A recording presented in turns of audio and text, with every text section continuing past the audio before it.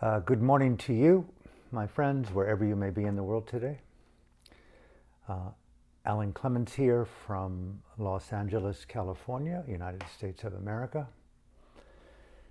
Here on April 21st, 2021.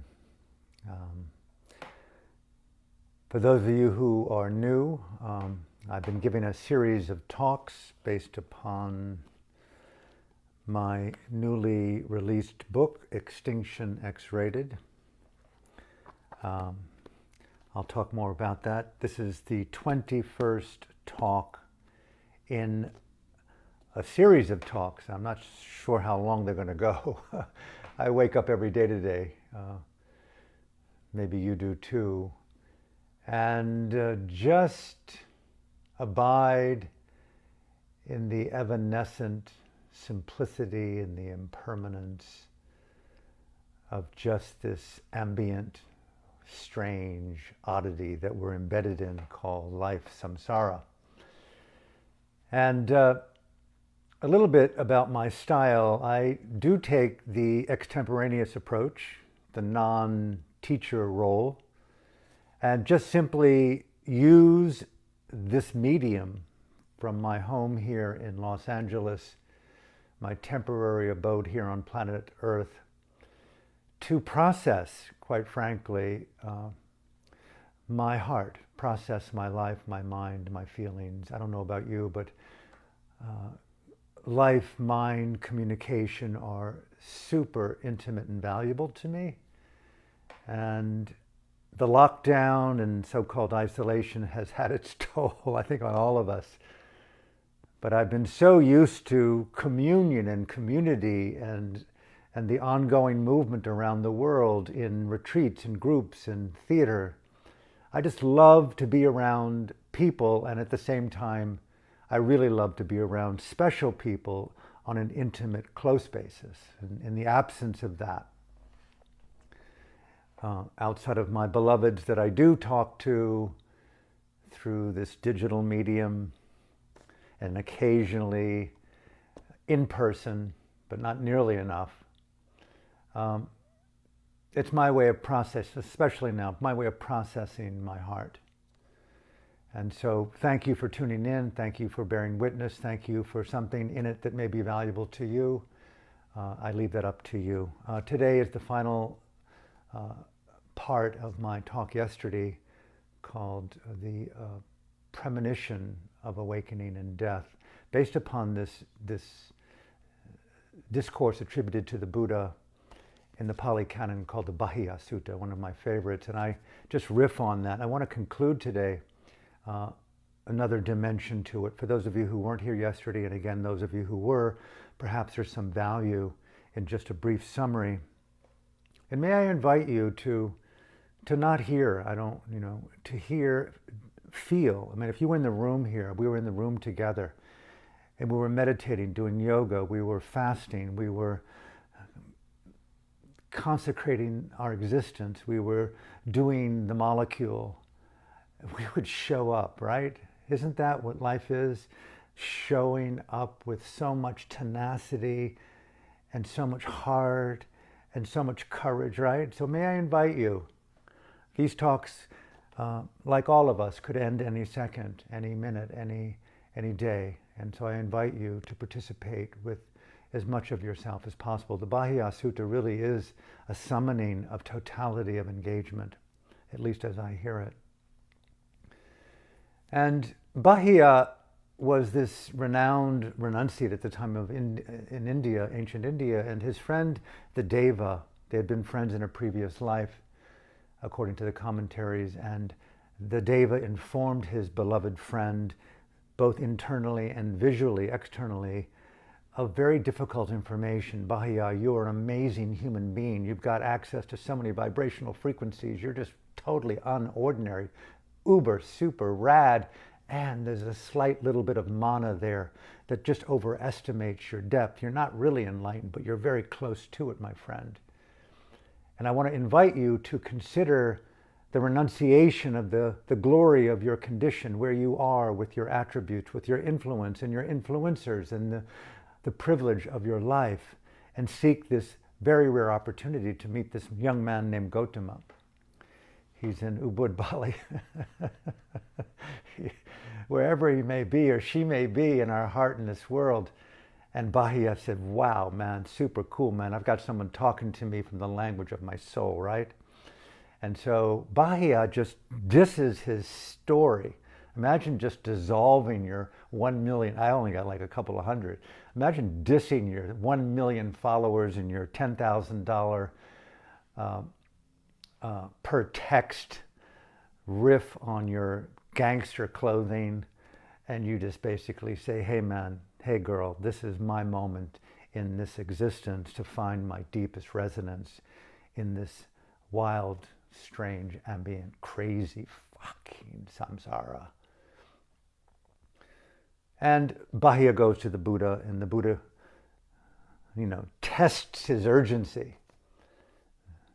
And they have heart to heart, eye to eye. You got those moments, I don't know if you've been in memory, where you've got a high dose of the molecule and you've mixed it with a very little modicum of the MDMA, and you've got some psychedelic heart, and you've got a little bit of psilocybin, and you've got the memory of decades of meditation. You're both just in-breath, out-breath. How many times I've heard my teachers, Mahasi Sayadaw, say to U Pandita, I mean, I've heard it a million times. I've recited it a million times.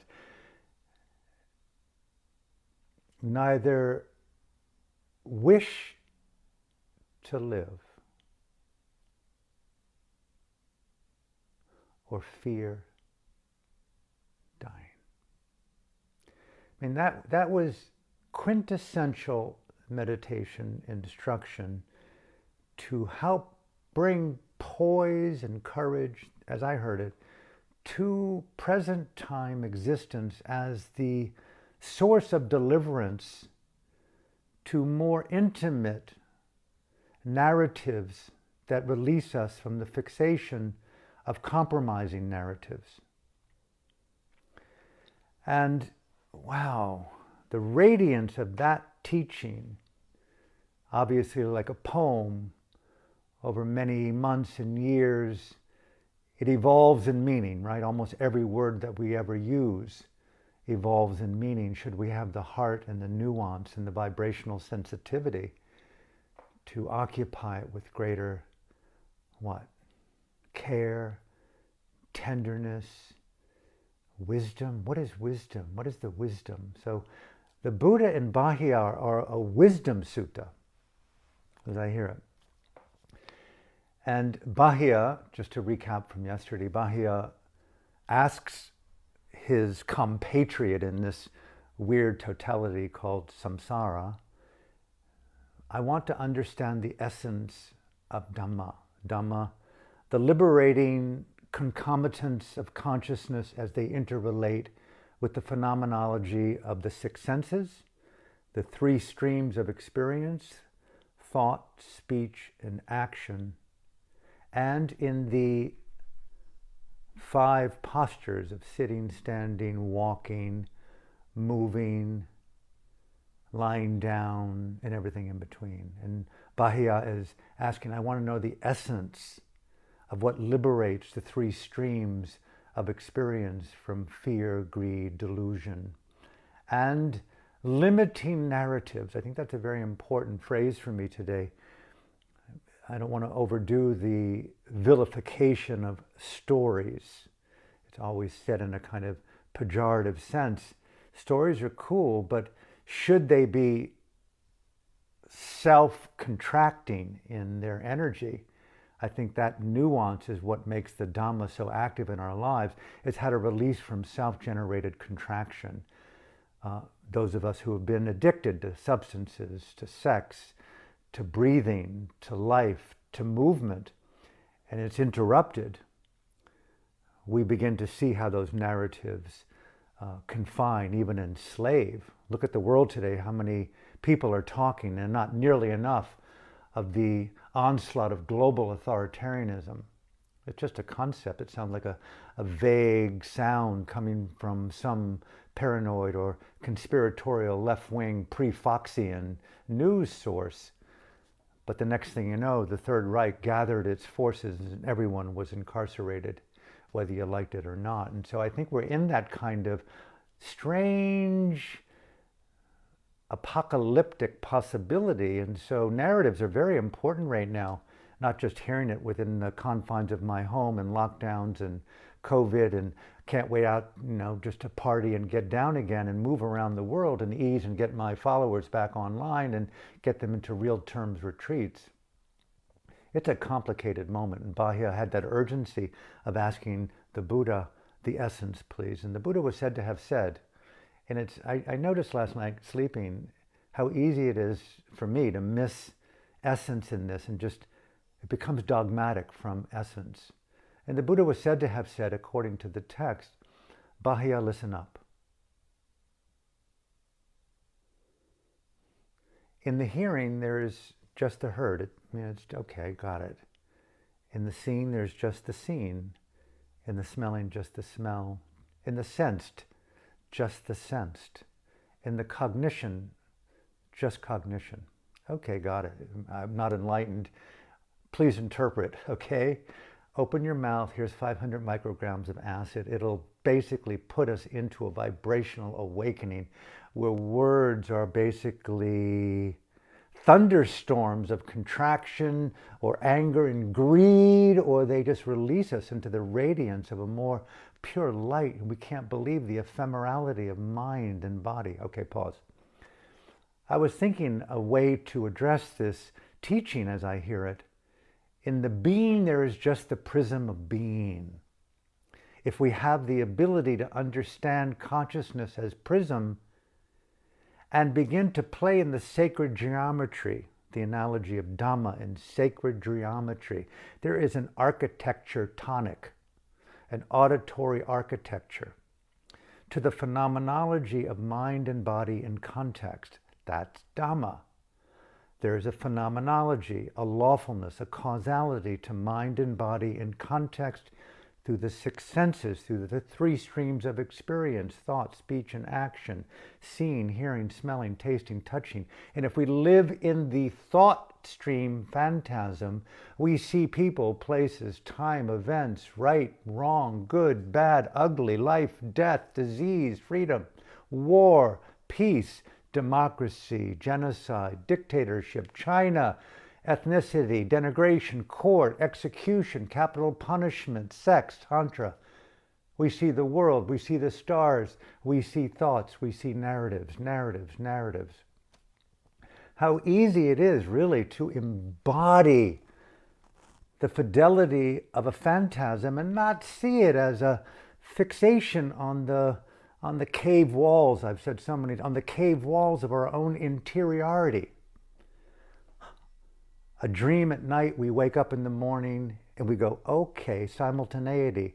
We have dimensions of consciousness where wakefulness from one to the other is seen through direct experience, Bahia and the Buddha, hanging in real time, taking one dream and waking from the other into another, okay? Hanging in, put the acid back in, let's turn into a more immediate sense of an awakening possibility, right? In breath. Neither wish to live nor wish to die. I mean, the teachers just played such high stakes. You never know, Alan, when you will pass. We never know what we'll encounter moment to moment. Neither wish to live nor wish to die. And in that flow, Bahia and the Buddha as metaphor, as narrative, as story, as analogy. What is the sacred geometry of that level of presence? Now, it's said that Bahia became enlightened in the interchange with the Buddha. Try to unpack here a little bit more, if you will, the second half of this sharing, part two and the final of Premonition, the prism of being. I was thinking of Sir Isaac Newton, and I think it was in 16-something, 66 or 67, the famous prism. And acid turned me on to consciousness as prism. Wonderment, looking at the stars and imagining infinity and universes, turned me on to consciousness and life as a prism. Refractions of an intrinsic light that revealed normally invisible colors,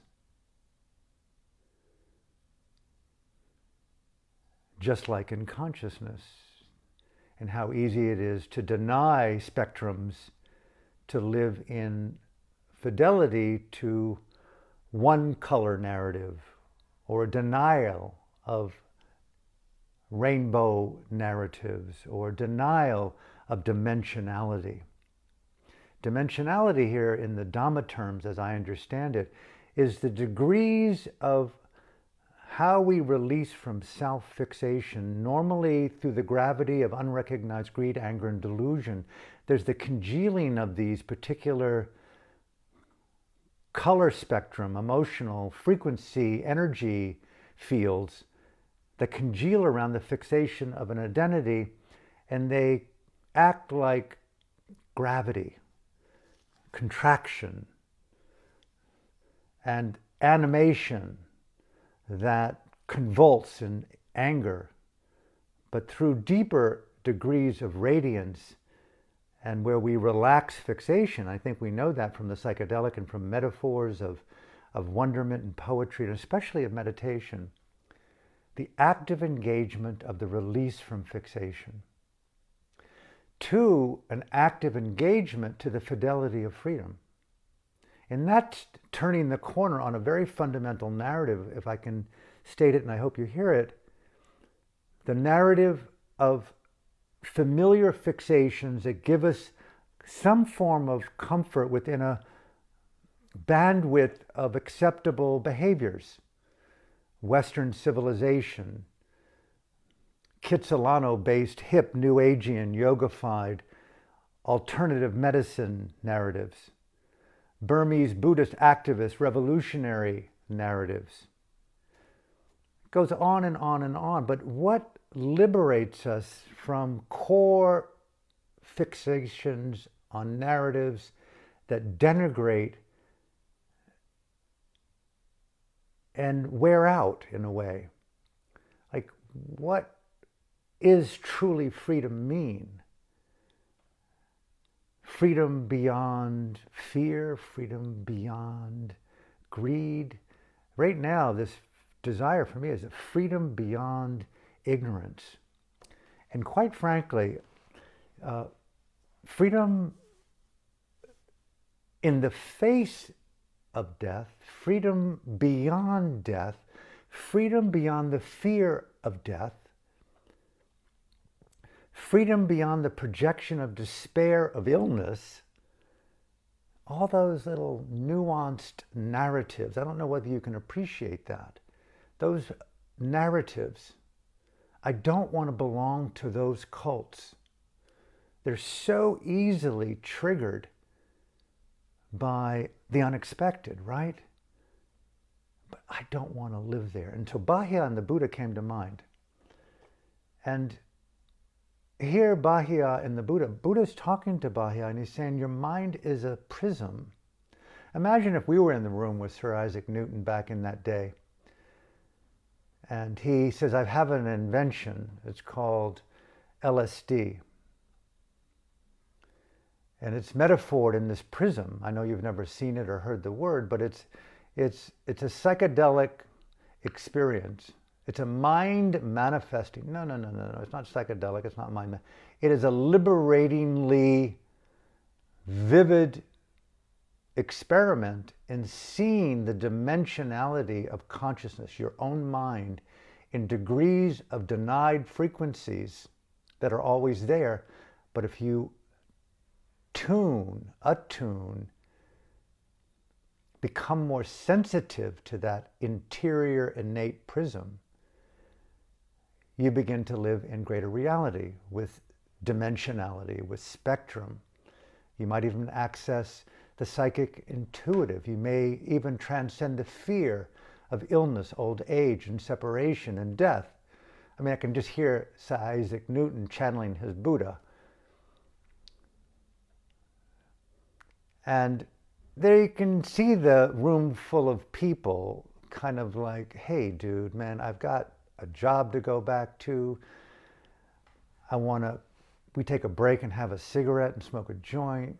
I mean, come on, man. I'd rather do an online training than hear you wind up about this story of a prism and this thing called LSD. And what is that thing called? Mindfulness meditation in the most intensively intimate thing. I mean, it's like, come on, man, get with it. And Newton just says, okay, I can see all of you are really, really ready, like Bahia. And secretly, he puts the molecule in all of their tea. You know he did this. And all of a sudden, he waits about 30, 45 minutes, and all of a sudden, everyone in the room is like, oh my God, I'm a different human being based upon this deep accessing of a fidelity to vibrational presence that I knew nothing about until I'm now in the company of Bahia and the Buddha. And then Sir Isaac pulls out his prism and he stands in front of the light coming from the window, and suddenly out of nowhere there is the spectrum of the rainbow, okay? And obviously everyone has their mind and heart blown. I mean, having your mind and heart blown, I think, is like what the meaning of Dhamma epiphany means and what enlightenment means out of the fixation of a projection in the future. And I know everyone craves deep in their heart a life beyond the ordinary. We are light creatures. I feel that more than ever. I've often said I don't belong to this world. World that I do belong to, but I do want to understand the dimensionality of consciousness. I don't know about you, but I've defined my life over the last 5 decades by the exploration of consciousness. Yes, embodied in form and the primordial attachments that come with that innateness, but I want to challenge more than ever these habitual responses to these primordial, often unchallenged attachments to form, to time, to looks, that come in the propaganda of despair. I don't want to vilify them, or fear, or stress, or anxiety.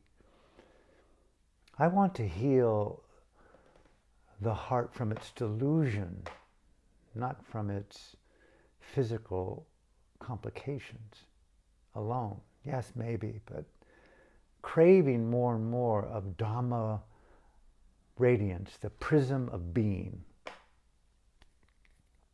And so I don't know about you, if I can just take my time here as I conclude this final few minutes, just reminiscing on the value of meditation in my life and my associations with really high fidelity Dhamma savants, communions in ways that are so unordinary, that picture book in my soul of those experiences, and remembering the radiance of my own self-initiated experiment with the prism of my heart through the power of mindfulness and concentration and right effort and a balanced focus, and beginning to see the intrinsic nature of dimensionality of consciousness. Wow, I am not the room, I am not the body, I am not time, I am not death, I am not life. I am this white light that's transparent, photonic, neutronic, that precedes even the very molecules that defy recognition, this nuministic essence of infinite shared centerless being, the nibbana molecule. And the Buddha, I mean, that's the notoriety for me beyond these kind of interesting teachings about how to navigate life, but the nibbana snowflake, the unconditioned engagement of conditionality that renders conditions conditionless, right? Nibbana, trying to put word to the ineffable. And the Baha'ya in Buddha Sutta was the engagement of a high fidelity prism psychedelic mindfulness metaphor. Neither wish to live nor fear death. Poise is what I get out of that. Poise, equipoise, availability, non-postponement. Think about living more and more in that. We often attribute, in the dying moment, someone is like, I'm so there. I'm so there with you. And yet meditation is the natural, I am so there with you. I'm so here with me, with you. I am so here with me, with you, to hear through new lenses of a prism that is making more clear to me in the Baha'ya Buddha relationship the disengagement from imprisoning narratives, attractive narratives, temporary narratives. Hear me here. Imagine if the prism not only revealed the spectrum of colors, but revealed the spectrum of insights. Isn't that meditation? Isn't that the prism, the power of mindfulness within consciousness? Or the prism is analogous to the wisdom, panya, that reveals what? Phenomena as it really is. The prism showed light as really what it was, a spectrum of color. And that's what I just love about the psychedelic. I love that about meditation. No, I love that about panya. Few people, including myself, every now and again will share about the prism of panya, wisdom. It's one of the best kept secrets. I think it's because it's so obscure and hard to explain, right? But here, which has been my chanting every morning now for nearly a year, Anicca vata sankara upadavaya damino upatichuva nirujanti te samvupasamo sukho. All things are impermanent. Now the spectrum, the prism of meditation, Baha'ya and the Buddha, as I'm hearing it in my own mind, revealed Baha'ya. In the seeing, there is just the seen. In the hearing, there is just the heard. In the feeling, there is just feeling, and cognition. There's just cognition. Okay, you're there. Now what?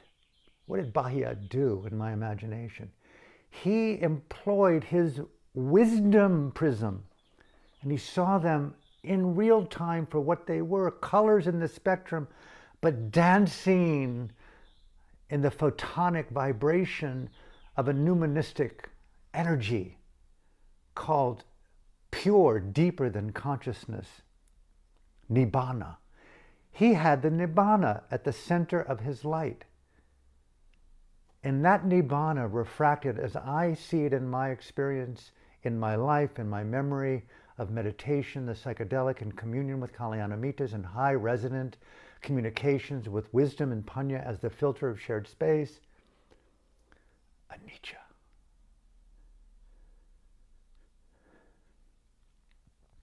The Buddha was said to have taken death out of his life. It was called the deathless. It wasn't immortality.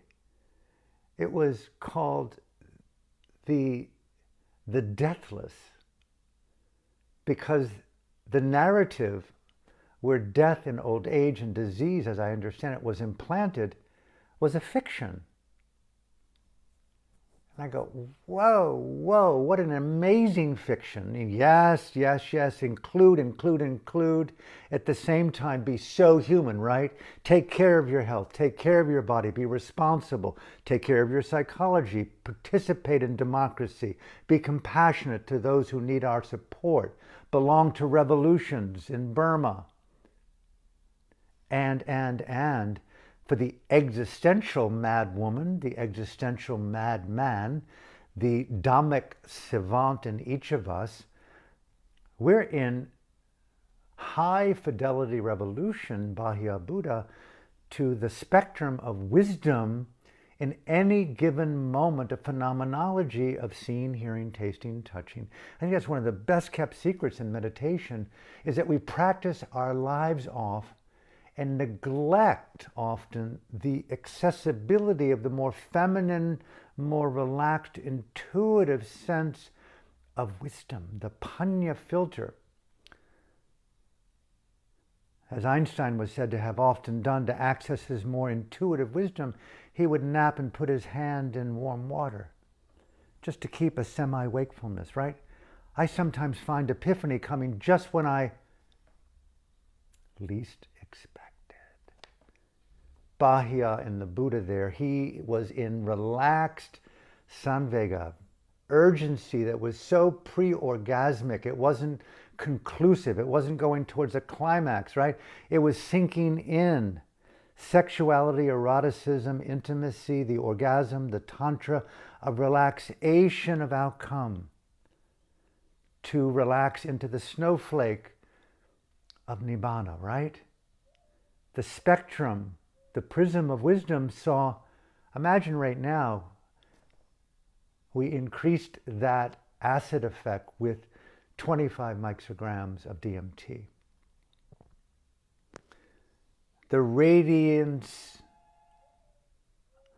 of, I see phenomenology, I see deities, I see dimensionality, I see spectrum, I see color, I see memory and conditions, a photonic snow dance of change, of conditions, of interrelated phenomena, endlessly playing in a field without center.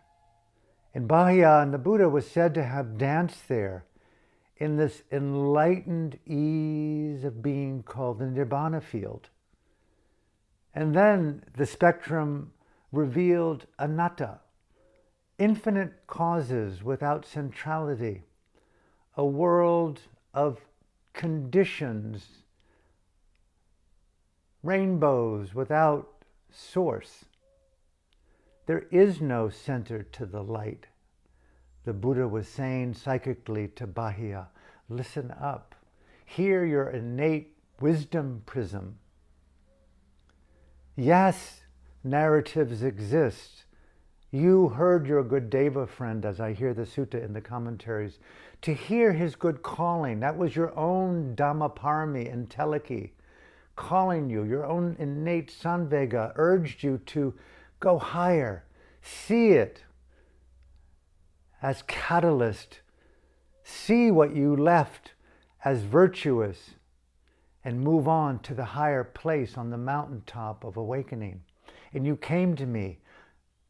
We are brothers in infinity. Listen up. Open your mouth. Open your mind. The prism of wisdom. Anatta. Imagine if we could see right now infinite causality without centrality, where you and I and life and earth and the cosmos was a dance of conditions without center. Extinction, my book, it's not extinction of the earth. It's Nibbana. The Buddha called it the only extinction in infinity, in samsara. The true extinction of greed, anger, and delusion. And it's X-rated because it just makes everything else pornography. I know that's an insult to our joy and our bliss in our workshops, our psychology and our crafts. But this is anti-porn. This was my cry for extinction of fear, not my despair about suicide, that I can't keep living. It's a cry of joy, a cry of rapture. Bahia and the Buddha is like rad poetry to me. Call me an idealistic, call me a dreamer. I hope I have company. I hope I have men and women in my life, boys and girls, plants and birds, and time and love, that also want to rave to the inner prism of wisdom together. Bahia, another key component. They did it together. That's so cool. Bonded in this anatta prism. Causality doesn't mean emptiness. It means unthinkable intimacy of concomitants that are innate to every psychic, physical moment of totality. But how well do we prism them through the filter of panya? And I beg of you to beg of me to remind you to remind me and to each other in our lives. Let's keep high the radiant prism of panya, wisdom, P-A-N-N-A, Pali word. And the immediacy of that, I love that about this discourse. It really points to, yes, practice, practice, practice, practice, practice, training, training, training, training, training, training, training, training. I am just the accumulation of all of my life. Yes, yes, yes, yes, yes, yes, yes. At the same time, are you ready? Are you ready for your Bahia moment, Alan? Are you ready? Are you ready, Carol, for your Bahia moment? Are you ready? Are you ready? Are you ready for your Bahia moment? Taking it higher. And the last refraction of the prism wisdom was that of dukkha. And Bahia and the Buddha said, hold on to anything, Bahia. And it might have a momentary taste of sweetness, but it passes. And until you really love the taste of anicca and the emptiness of these conditions, you can't hold them, you can't control them. The greater taste, as it's been said, is the taste of freedom, the nibbana snowflake, reforming and melting unconditionally in this totality. Isn't that why we're here?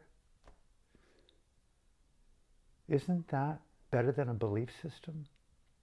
Isn't that the ultimate existential metaphor of the psychedelic molecule? Isn't that the essence of Dhamma? Isn't that the heart sutta? To arrive at the intimate wisdom of true being, the prism of being. And Bahia and the Buddha, I wish I had a mindscape of their interiority that we could see, and just put that little tab of mindscape acid on our tongues tonight and share the Bahia Buddha moment together in technicolor and live in that possibility of an awakening of arhantship, they call it. The absolute absence. I love saying that. The absolute absence. I want to know the highest freedom in this totality. I want to be reborn in Tavatimsa with Maitreya, be with my samsaric Sangha soon, next life, and there take rebirth in that Sangha to understand what a Sangha with the Buddha is like, to be in the Nibbana field of Bahia and the Buddha. I want to know the secret things there. And so as I close today, may I invite you to invite me to remember, not rudely, all the ways in which we configure the poignancy of fear and grasping and attachment, not to rip it off like, something gripped to Velcro, not to condemn it, not to idealize non-attachment and letting go, but live through it till it's no more, right? That's the beauty of addiction. It's not an addiction. It's like the passion to find the hope in that which can't be found. Fuck moderation. Is there such a thing as moderation in meditation? Is there a thing of moderation in wisdom? Is there a thing of moderation in freedom? Moderation in Nibbana? The passion for Nibbana, right? That's the greatest addiction that I can see. It's a wrong label. It's like, whoa, Samvega is the true addiction. to awakening.